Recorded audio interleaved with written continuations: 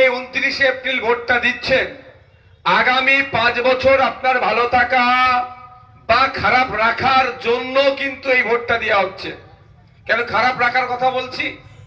আপনি আশা করছেন আম খাবেন, আপনি আশা করছেন স্বচ্ছতা, আপনি আশা করছেন দুর্নীতি মুক্ত, আপনি আশা করছেন বৈষম্য মুক্ত সমাজ ব্যবস্থা, আপনি আশা করছেন জাতপাত বিহীন সমাজ ব্যবস্থা, আপনি আশা করছেন নারী বিদ্বেষ মুক্ত সমাজ ব্যবস্থা, আপনি আশা করছেন কৃষকের উৎপাদিত ফসলের 3 গুণ দাম, আপনি আশা করছেন আপনার বাচ্চারা যে স্কুলে গিয়েছে শিক্ষার পরিকাঠামো ফিরে আসুক, আপনি আশা করছেন সরকারি হসপিটালে গেলে প্রপার যাতে ট্রিটমেন্টটা পাওয়া যায়।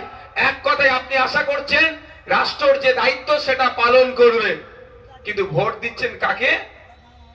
খাওয়ার ইচ্ছা করেছে আম আর গাছ লাগাচ্ছেন জাম। সব কোনোদিন ওই জিনিসটা পাবেন না।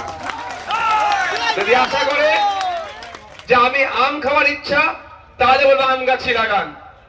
যদি মনে করেন দুর্নীতি মুক্ত সমাজ ব্যবস্থা গড়ে তুলবো, যে সমাজ ব্যবস্থায় দলিত আদিবাসী হিন্দু মুসলমান মাথা তুলে বাঁচবে, যার ব্যক্তিগত পরিচয় থাকবে কিন্তু সংবিধান যে অধিকার দিয়েছে সেই মতো চলবে, তাহলে আমি বলবো দিকে দিকে এই হুগলি জেলার কথা বলি, 18টা সিটের মধ্যে 2টি সেট খামচিহ্ন দিয়েছে।